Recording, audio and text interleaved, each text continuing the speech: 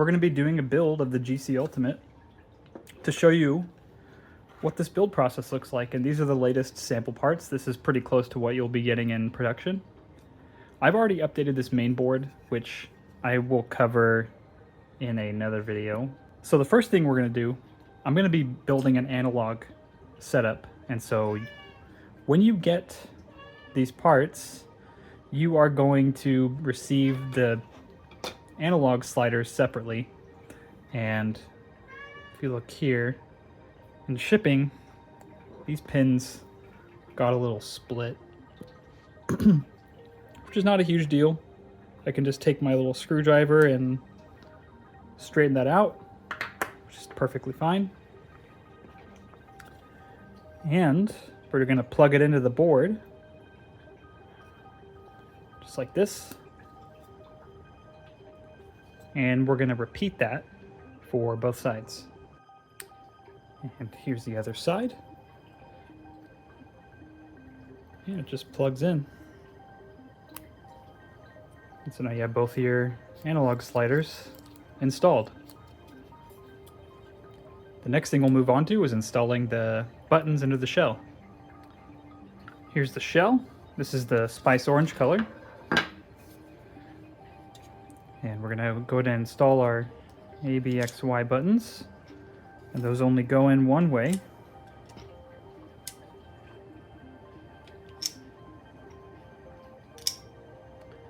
We'll go ahead and install our split D-pad as well.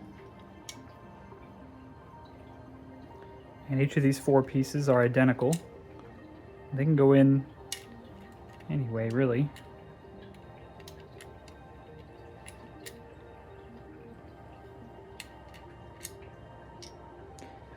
And then we have our power button, which goes in the middle.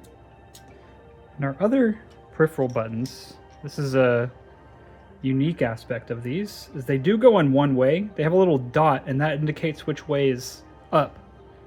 So if I turn this over, you'll see it's plus, but there is a contour. So the dot indicates which way goes up. And plus, from our view, is going to go on the left side, which will make it the right side when you flip it around. And underneath that will go the home button. And again, there's that dot indicating which is the top, and I'm going to go ahead and do the rest of these. You got minus and capture. And then the last little bit that's going to go on here is the light pipe for the connection status and power status. That just fits right there underneath. So with all those in place, we can now take our membranes. A note on the membranes, I recommend, give these a wash with some soap and water and let them dry. And that's just because sometimes they have mold release agent from the factory.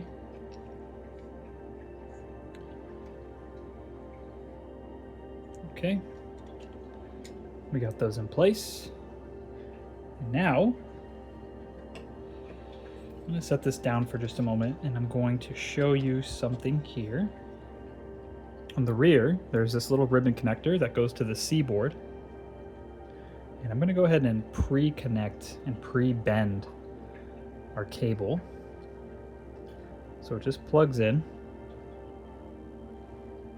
underneath. I'll close that latch with my thumb gently, and that's in there. And I'm just gonna make a bend like this. Doesn't have to be super hard crease, just enough so that you can handle it a little bit easier later on. The next thing we're gonna do is we're gonna take these haptic actuators, and this little flex can be delicate. So let me show you a tip that I do before handling these fully. So I got myself a piece of Scotch tape, and you do need to bend these wires backwards, like so. And just to kind of help keep things more secure, I take this tape, I just wrap it around. This has worked great for me, so that's what I recommend everyone does. So do this to both. And once you've got that wrapped up, it's a little bit easier to handle this from the wire, and it's not going to yank off the motor. It's not really a motor. And this only goes in one way. It's going to connect to the PCB right here, and it's going to plug in. And then it's secure. It's not going to go anywhere. Don't rip it or anything, but it'll be fine. And we're going to do the same for both of these.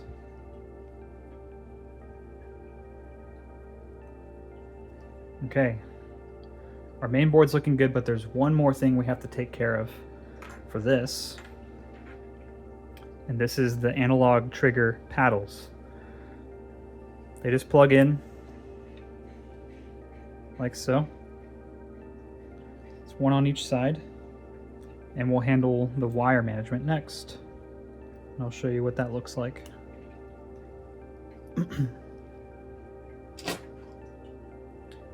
So we have our screw kit, and we have our trigger bracket. And this is going to install to the back of the board, but there's these little channels where the PCB will fit into. There's a little slot, and you want to make sure the gold pad is facing up and out. So that will kind of slot in. There's only one spot for it to go, sort of like that. And you're going to do the same on the other side. Deal with plugging that back in. And then this will kind of plug into the back of the board. And it'll be a little bit loose, that's okay. We'll deal with that. I'm going to plug this cable back in.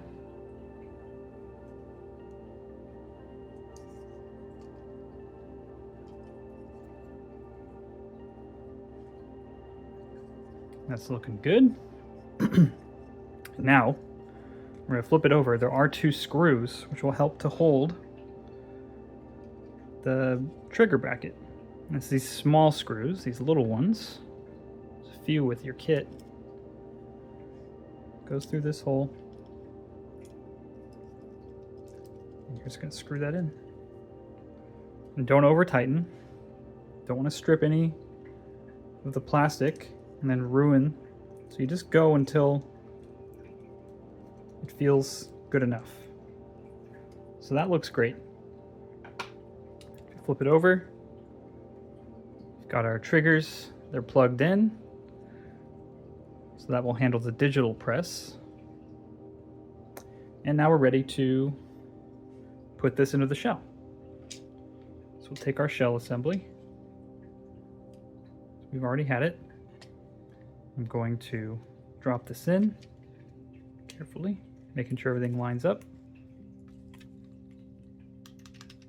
Testing my buttons. Everything seems like it's fine.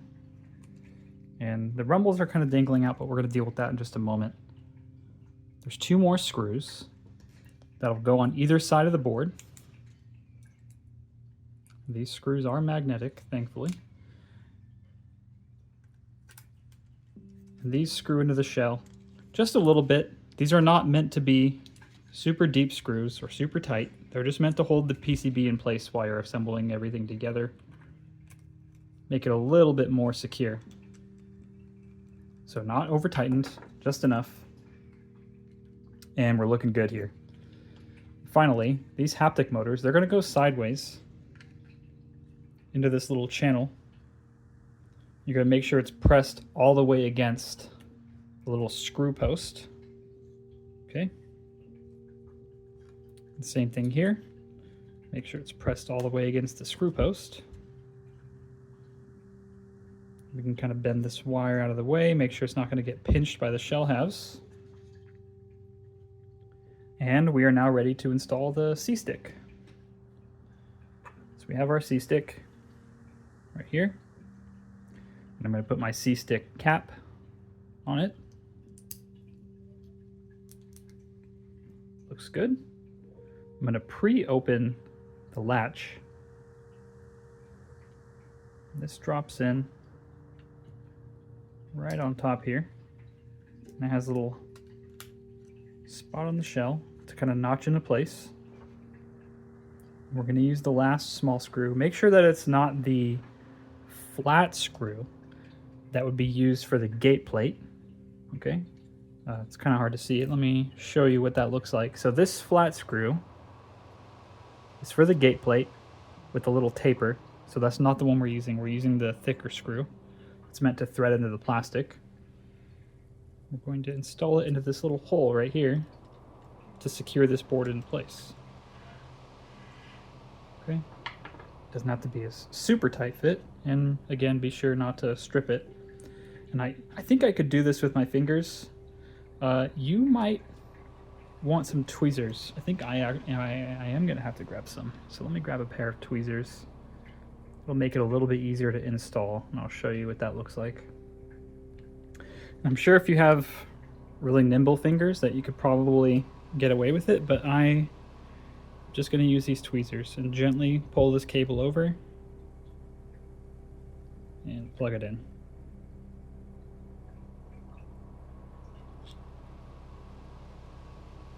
Make sure that's actually in place.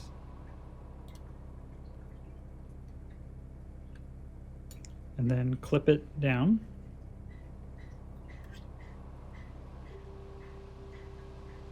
Great. So that's now in place. The last thing to do here is to plug the battery in.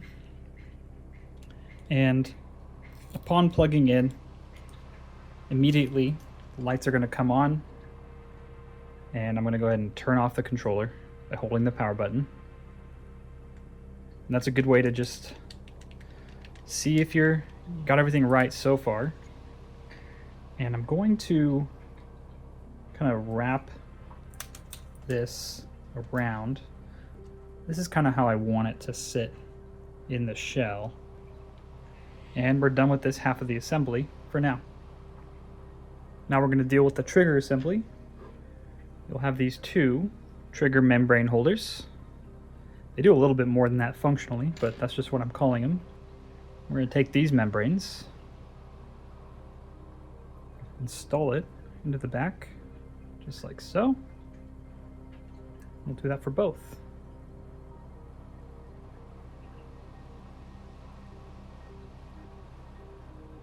Okay. We have our spring kit. It goes over the top. Trigger goes over the top, and this is what the assembly looks like. Just as an editor's note, we have noticed sometimes the springs don't have the necessary length to give the buttons the type of press we're wanting. So, to solve this, all you have to do is slightly pull your spring to give it a bit more extra length. You don't need to pull it too far, just a little bit. And that should solve it. And we're going to take this rear shell and we're going to drop that in. Make sure everything lines up. Do the same thing to the other side.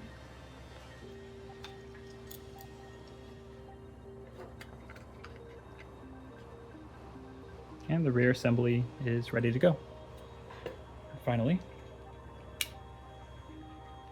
this front assembly. Take our Z buttons. Drop them in on the top. And you want the short peg to go to the front shell. So there is a separate left and right Z button. Make sure these motors are all the way in place. And to hold the assembly, make sure both of these analog sliders are all the way up. And we'll take our rear shell.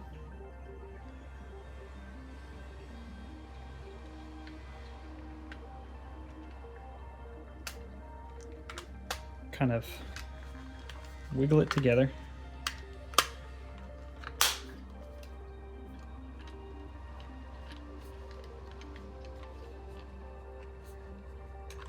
Make sure all the buttons press.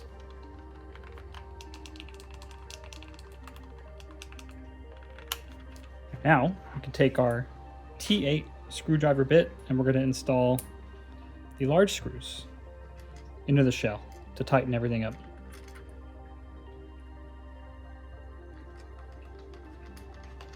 And the shell is designed to clamp everything together, especially with the haptic motors where having that additional pressure helps to make it feel like it should. So you can go a little bit tighter with these screws. You'll get a little more grip, but be careful not to put all your strength into it. You know, just tighten it until the shell is together the way that it should be.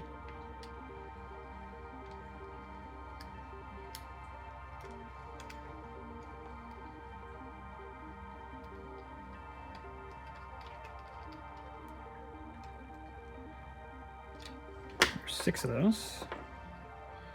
And we got our controller together. Make sure all your buttons press.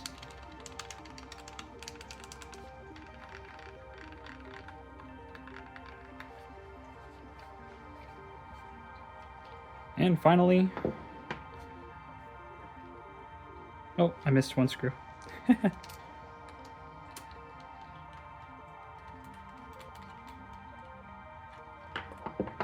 And finally, we're going to use these machine screws. We're going to take our main cap and install that in place.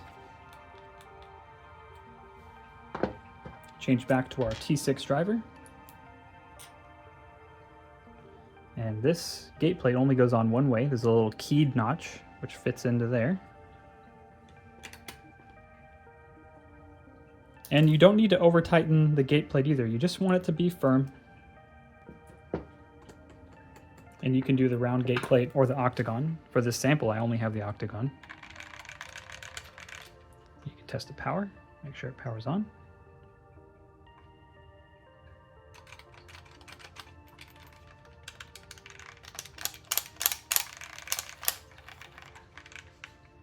And we're looking good. So that's going to cover the build, at least for the analog version. We will cover the mechanical version in another video at another time. And that's it. We hope you enjoyed. If you'd like to see more content like this, please be sure to subscribe and check out our wiki in the description.